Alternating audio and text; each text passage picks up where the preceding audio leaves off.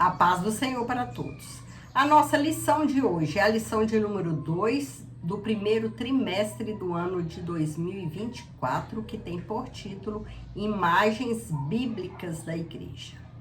O texto áureo que se encontra em 1 Pedro, capítulo 2, versículo 9, nos diz: Mas vós sois a geração eleita, o sacerdócio real, a nação santa, o povo adquirido, para que anuncieis as virtudes daquele que vos chamou das trevas para a sua maravilhosa luz.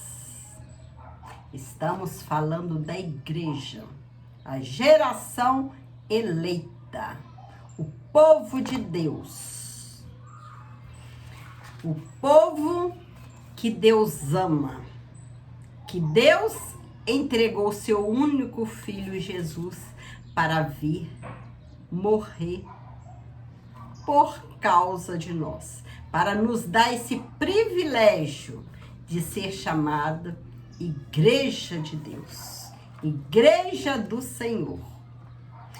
Por meio de cada imagem que retrata a igreja, o Espírito Santo revela-nos o quão gloriosa ela é.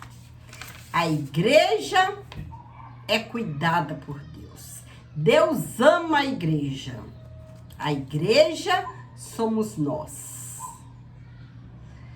Nós fazemos parte dessa igreja. Nós somos membros do corpo de Cristo. A igreja de Jesus Cristo é retratada por uma série de imagens por meio das páginas do Novo Testamento. Cada uma delas revela um determinado aspecto da igreja de Jesus Cristo. Assim podemos contemplar imagens ou figuras que retratam o relacionamento, que descrevem a função ou mostra de que forma a igreja é a habitação de Deus. É um privilégio para nós e Jesus nos deu esse privilégio de fazer parte do corpo de Cristo, que é a igreja. Imagem que descrevem um relacionamento. A noiva de Cristo. A igreja é chamada de noiva de Cristo. Sem dúvida alguma, a imagem da igreja como a noiva de Cristo é uma das mais belas das Escrituras. Na verdade, a Bíblia usa também a figura da noiva como da esposa para representar a igreja. Primeiramente, a igreja é descrita como a virgem pura. É uma figura da igreja como noiva, trazendo uma ideia de castidade, pureza e fidelidade. A noiva de Cristo precisa ser pura, precisa ser fiel ao noivo. Ela precisa estar com as vestes limpas, para quando o noivo, Jesus, vier ser levada pelo noivo, ao encontro do noivo. Glória a Deus, é um privilégio de nós estarmos aqui, falando a palavra de Jesus, tendo esse privilégio de poder chegar diante do Pai. A esposa de Cristo. Paulo retrata também de forma vívida a imagem da igreja como esposa, assim como é destacada a pureza da noiva e também da esposa. Mas devemos ressaltar que esse relacionamento de Cristo com a igreja é fundamentado no amor. Cristo amou a igreja. Não é como um relacionamento frio, fundamentado apenas no dever, mas retrata um relacionamento fundamentado, sobretudo, na realidade do amor que se entrega e se sacrifica, né? Como Jesus, ele fez. Ele veio, se entregou, se sacrificou por amor à igreja, por amor à sua noiva, por amor à sua esposa. Cristo cuida da igreja e zela por ela porque ele ama. É assim que deve ser um casal, né? Essa imagem de relacionamento amoroso entre Cristo e a sua igreja deve ser o parâmetro para o relacionamento de todos os casais cristãos, né? Um deve amar o outro, tanto o marido como a esposa deve amar o outro, né? Se sacrificar, né, em prol da felicidade do outro.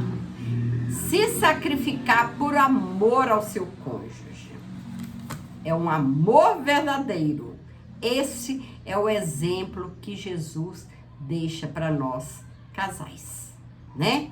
Para nós casais cristãos, né? Viver unido, amando um ao outro. A igreja também é retratada como o rebanho de Deus. É uma metáfora que ilustra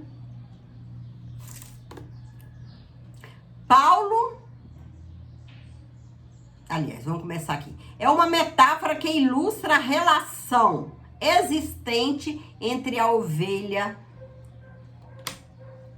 e o pastor. Paulo deixa claro que esse rebanho custou um alto preço, o sangue de Jesus Cristo.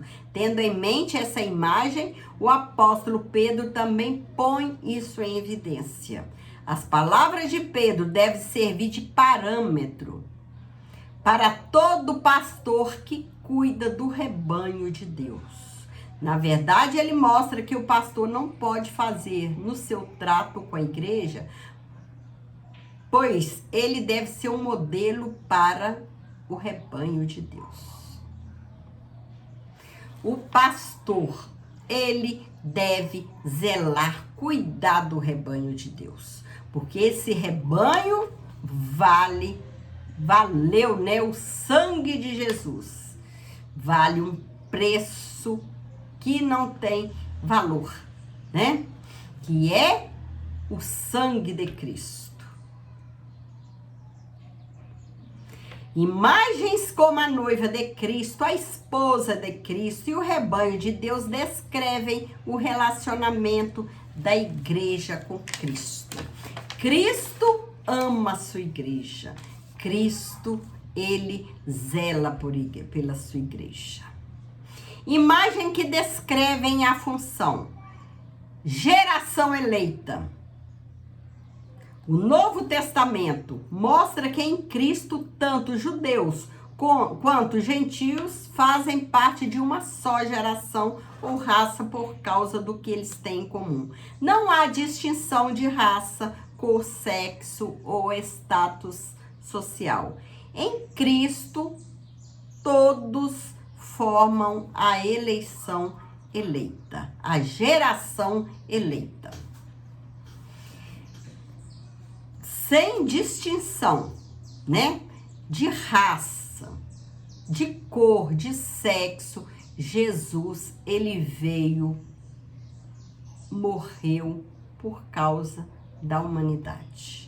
Ele veio, morreu por minha causa, por sua causa, independente da cor da pessoa, independente da raça, independente do sexo, independente do status social. Jesus, ele veio, derramou seu sangue por amor ao homem, por amor à humanidade. Sacerdócio real. Em sua primeira carta, o apóstolo Pedro descreve os crentes que formam a igreja de Cristo como os que exercem um sacerdócio real. Essa imagem vem do antigo sistema sacerdotal levítico. Na antiga aliança, Deus escolheu uma família, a de Arão, para oficiar como sacerdote da mesma forma ele fez na nova aliança. Contudo, há uma diferença fundamental entre o sacerdócio exercido debaixo da antiga aliança e aquele exercido na nova aliança. Ali essa função era reservada apenas para uma tribo, que foi a tribo de Levi. Dessa forma, a família escolhida para essa missão foi a de Arão. Por outro lado, debaixo da nova aliança, todo cristão é um sacerdote. Agora, todo cristão tem o privilégio de queimar o incenso, isto é, de exercer um ministério de oração e intercessão diante de Deus. Hoje, nós temos esse privilégio. Hoje, todo cristão tem esse privilégio de chegar até Deus, de interceder diante de Deus, de orar, pedir ao Senhor a misericórdia, interceder a favor dos irmãos, a favor da obra. Hoje nós podemos chegar até Jesus, orar, e em oração nós conseguimos vitória. Nação santa e um povo adquirido. Ambos os termos vêm adjetivados, mostrando que essa nação e esse povo eram, representavam e deveriam ser. Não era uma nação ou um povo qualquer. Era uma nação santa e um povo adquirido para Deus. Essa é uma figura muito forte para retratar uma igreja inteiramente consagrada a Cristo. Corpo de Cristo. Essa é uma das imagens mais fortes e frequentes no Novo Testamento para retratar a igreja de Cristo. A igreja é o corpo de Cristo. Nós, individualmente, nós fazemos parte desse corpo de Cristo e cada um é um membro desse corpo. Cada crente tem a sua função nesse corpo, né? Como nós temos a mão que tem a função de segurar, né? Juntamente com os dedos, né? Tem essa função. Então, a igreja, nós como membros dessa igreja, nós também dependemos uns dos outros, né? Para fazer a obra, para trabalhar. Assim como nossos membros, uns dependem dos outros, né? Para fazer as tarefas, né? Para falar, né? Dependemos da boca, dependemos da língua, né? Dependemos das cordas vocais. Então, é um dependendo do outro. Não há um membro que faça um trabalho sozinho, né? Todos dependem um do outro. Assim é a igreja de Cristo. Uns membros vão precisando de outros, né? E todos, a igreja precisa estar guiada pela cabeça que é Jesus Cristo. Jesus Cristo, ele representa a cabeça e a igreja, corpo. Então, é a cabeça que direciona, que guia todos os membros. E os membros unidos são eles que fazem a obra, que trabalham, que se exercitam, né? Então,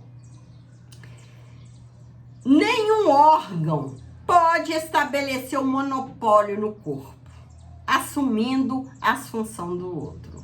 Então, cada um tem sua função, né? Os olhos veem, a boca fala, o nariz cheira, as mãos pegam. Então, os olhos não tem como pegar, as mãos não tem como enxergar, né? Assim são os membros do corpo de Cristo.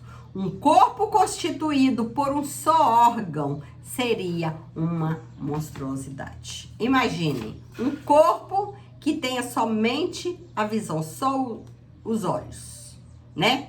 Que monstruosidade seria? Ou um corpo que tivesse só a mão, né? Iria fazer o quê, né? Então, é um conjunto.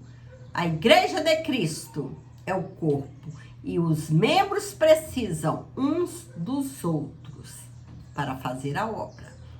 E guiados pela cabeça que representa Jesus Cristo. Imagens que descrevem habitação.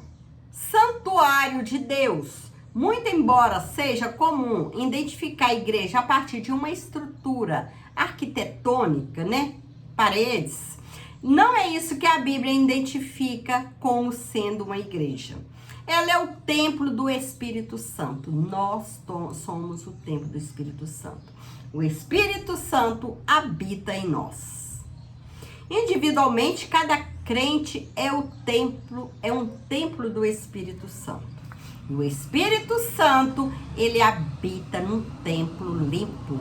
Um templo que não tenha sentimentos ruins, que não tenha ódio, raiva, ira, inveja. O Espírito Santo, ele não habita em templo com esses sentimentos ruins, né? Templos sujos. Isso também significa que Deus habita a igreja. Ela é seu templo. Nesse aspecto, o apóstolo Paulo alerta sobre o perigo que há em se profanar o santuário de Deus. Nós temos que zelar pelo nosso corpo, pois Deus, ele habita. Nosso corpo é o santuário de Deus.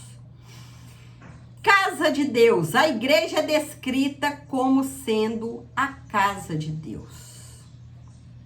Esse conceito da igreja como sendo a casa de Deus é derivado do Antigo Testamento, em que o povo de Deus é retratado como a casa ou família de Deus. A nação de Israel floresceu a partir da família de Jacó.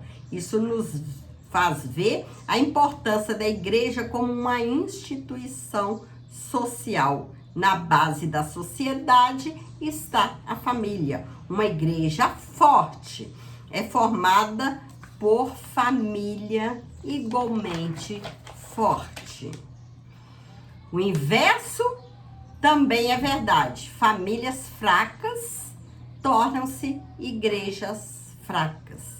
Por trás de muitos problemas sociais está a desestruturação familiar. A recomendação de Paulo em 1 Timóteo revela que a igreja se orienta por um padrão moral que deve nortear seu comportamento na sociedade. Uma família sadia, onde os pais vivem união, né? Que problema, claro, que toda família tem, né? Que vive a união, que vive a palavra de Deus com os filhos, que uns respeitam os outros, certamente não vão dar para trabalho para a igreja e também para a sociedade, né? Vão ajudar, essa família vai ajudar o pastor, né?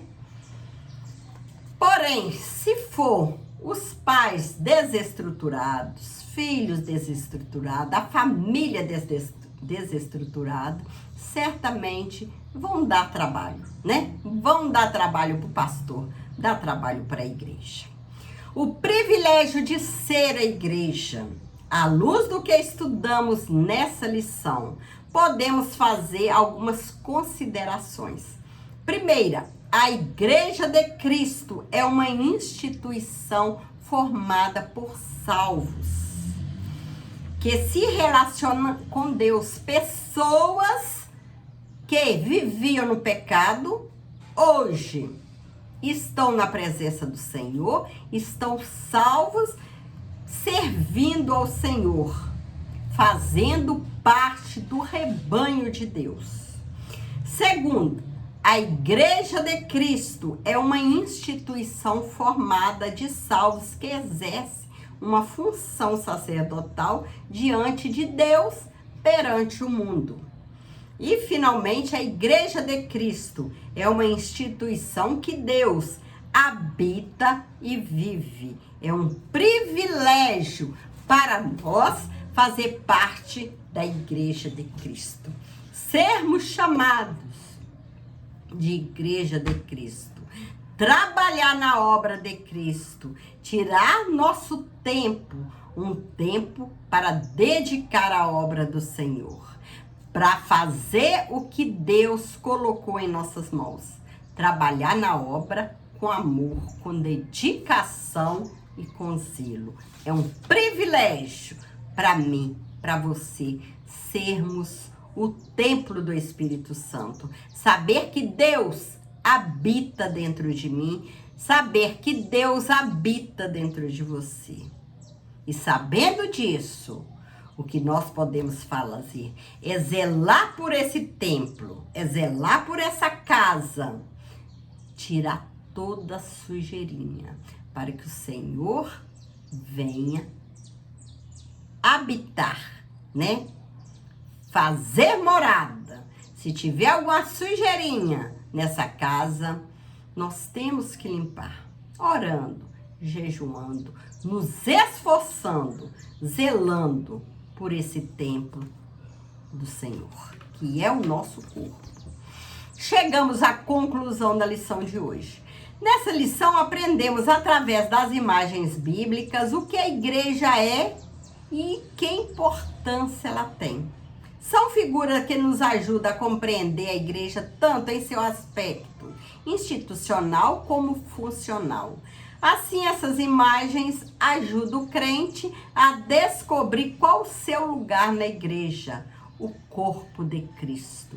Dessa forma, ele pode melhor cooperar para o perfeito funcionamento da igreja cristã, da igreja local. Então, às vezes, pode acontecer, né, de algum membro falar que não faz nada, que é apenas um membro do corpo, que não tem serventia na obra do Senhor. Isso não existe. Todos têm o seu trabalho na igreja. Todo membro tem sua importância no corpo, né? Todos, desde o dedinho, desde os dedos, mãos, cotovelo, todos têm sua função e todos são importantes no corpo, né? É por isso que Deus, ele deu uma função para cada membro. Assim é a Igreja de Cristo, né? Uns têm a função de orar, outros têm a função, né? O dom de louvar, né? Tem aquela voz maravilhosa de louvor, que é a voz agradável para louvar. Outros têm a função de ensinar, né? E qual é a sua função na obra do Senhor? Nunca se sinta inútil na obra do Senhor, né? Faça o que Deus colocou na sua mão. Se Deus colocou na sua mão orar, jejuar, interceder, continue fazendo da melhor forma. Se Deus te deu, né, o talento de ensinar, de cantar, faça da melhor forma. Mas trabalhe com zelo, cuide do seu talento, que um dia Jesus, ele vai requerer de mim, vai requerer de você, né, aquilo que ele colocou em nossas mãos, né?